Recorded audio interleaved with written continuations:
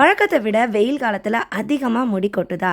அப்போனா இதை மட்டும் தெரிஞ்சுக்கோங்க. இனி வெயில் காலமாக இருந்தாலும் எந்த காலமாக இருந்தாலும் உங்களோட முடி கொட்டாது. உங்களோட முடி வழக்கத்தை விட நல்லா கொத்து கொத்தாக வளருங்க. ஒரு முடி கொட்டுன இடத்துல 100 முடின்னு வளர ஆரம்பிக்கும். அதுக்கு நம்ம இந்த சின்ன விஷயத்த செஞ்சால் போதும். இதுவரையும் நீங்கள் இது போல் செஞ்சுருக்க மாட்டீங்க, ஆனால் இனிமே செஞ்சு பார்ப்பீங்க. அது என்னென்னு வீடியோவில் போய் பார்க்கலாம். இந்த வீடியோ ரொம்ப யூஸ்ஃபுல்லான ஹேர் க்ரோத் டிப்ஸ் தாங்க பார்க்க போகிறோம். இந்த வீடியோ பார்க்குறதுக்கு முன்னாடி நீங்கள் இன்னும் நம்ம சேனலை சப்ஸ்கிரைப் பண்ணலன்னா மறக்காமல் சப்ஸ்கிரைப் பண்ணிக்கோங்க. பக்கத்தில் இருக்கிற பெல் ஐகானையும் கிளிக் பண்ணிக்கோங்க. இன்றைக்கி நம்ம ஹேர் க்ரோத்துக்கு கேரட் தான் பயன்படுத்த போகிறோம். பொதுவாக கேரட் நம்மளோட ஸ்கின்னுக்கு நல்லது அப்படின்னு சொல்லுவாங்க. ஸ்கின்னுக்கு மட்டும் இல்லைங்க, நம்மளோட முடி வளர்ச்சிக்கும் நம்ம முடி ரொம்ப நாளைக்கு கருகருன்னு இருக்கிறதுக்கும் இந்த கேரட் ரொம்பவே ஹெல்ப் பண்ணும். சின்ன வயசுலேயே உங்களுக்கு இளநரை பிரச்சனை இருக்குதுன்னா கண்டிப்பாக கேரட்டை நீங்கள் இந்த மாதிரி பயன்படுத்துங்க. அது உங்களோட முடிக்கு நல்லாவே ஊட்டத்தையும் முடி கருகருன்னு இருக்கிறதுக்கும் ஹெல்ப் பண்ணும். இப்போ நான் ஒரு 4 போல் கேரட் கட் பண்ணியிருக்கேன்.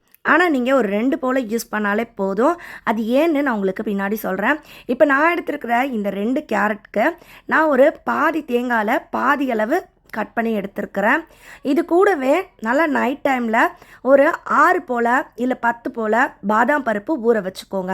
நான் எடுத்துருக்கிறது டபுள் அளவு எடுத்திருக்கேன். இதில் பாதி தான் நான் உங்களுக்கு இப்போ சொல்லிக்கிட்டு இருக்கேன். அதனால தான் பார்க்குறதுக்கு குவான்டிட்டி அதிகமாக இருக்கும். ஆனால் நான் வீடியோவில் இப்போ அரைச்சி காமிக்கும் போது அந்த பாதி அளவு தான் செஞ்சு காமிக்க போகிறேன். இப்போ நான் ஏற்கனவே சொன்ன போல் 2 கேரட் எடுத்திருக்கேன். 6-7 போல் பாதாம் பருப்பு, ஒரு பாதி தேங்காயில் பாதி அளவு இது போல் தேங்காயை பல்லாக கட் பண்ணி எடுத்திருக்கேன். இந்த 3 பொருட்களுமே நம்மளோட முடி வளர்ச்சிக்கு ரொம்பவே நல்லது. இதை நல்லா லேசாக தண்ணி விட்டு ஃபைன் பேஸ்ட்டாக அரைச்சிக்கோங்க. அரைச்ச இந்த விழுதை இந்த மாதிரி வடிகட்டி எடுத்து வச்சுக்கோங்க. குறைஞ்சது இது ஒரு 1.5 டம்ளர் அளவுக்கு இருந்ததுங்க. இப்போ இந்த திப்பியை நல்லா இந்த மாதிரி ப்ரெஸ் பண்ணி அதோட சாறு எல்லாத்தையும் நம்ம வடித்து எடுத்துக்கணும். நம்ம செய்ய போகிற இந்த மெத்தடுக்கு இந்த திப்பி தான் நமக்கு தேவை. அதாவது அந்த கேரட் பிழிஞ்சதுக்கப்புறம் அந்த வடிகட்டியில் இருக்க இந்த பொருளை தான் இப்போ யூஸ் பண்ண போகிறோம். நம்ம வடித்து எடுத்த இந்த கேரட் லிக்விடையும் நம்ம பின்னாடி யூஸ் பண்ணுவோம். அது எப்படின்னு நான் உங்களுக்கு பின்னாடி சொல்கிறேன்.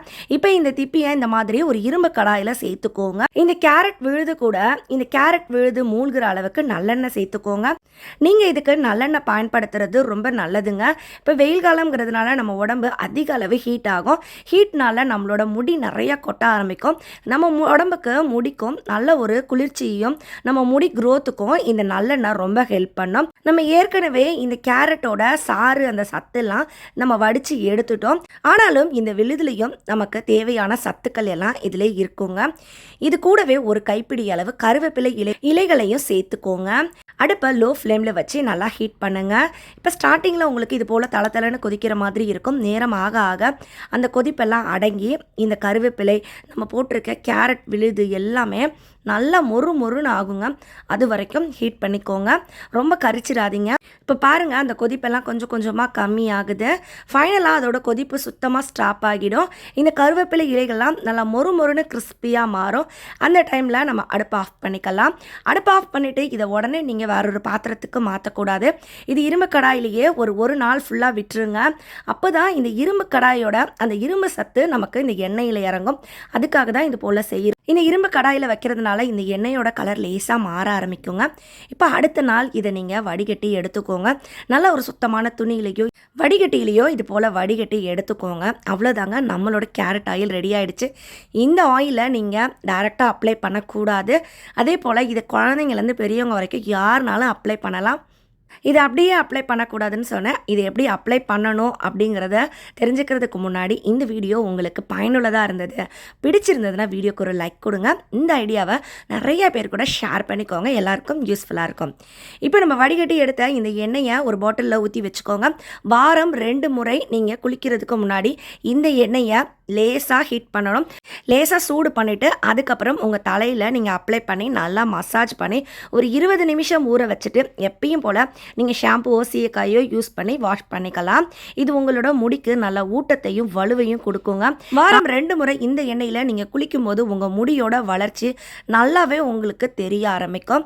நம்ம ஏற்கனவே இந்த ஜூஸ் எடுத்து வச்சுருப்போம். இந்த ஜூஸை என்ன பண்ணலான்னா, இது நம்ம குடிக்க தாங்க போகிறோம். நம்ம தலை முடிக்கு இந்த மாதிரி ஹேர் மாஸ்க் ஹேர் ஆயிலெலாம் அப்ளை பண்ணுவோம். ஆனால் நம்ம ஹெல்த்தியான ஃபுட்டு எடுத்துப்போமானா அதுக்குன்னு டைம் நம்ம செலவு பண்ணவே மாட்டோம். கண்டிப்பாக நீங்கள் முடி வளரணும்னு நினச்சிங்கன்னா இன்டேக்காக இந்த மாதிரி ஹெல்த்தியான ட்ரிங்க் எடுக்கணும். அதுவும் நீங்கள் கேரட்டெல்லாம் இது போல் ஜூஸ் போட்டு தினமும் குடிக்கும்போது உங்கள் முடிக்கும் உங்கள் ஸ்கின்னுக்கும் டைஜஷனுக்கும் ரொம்ப நல்லது.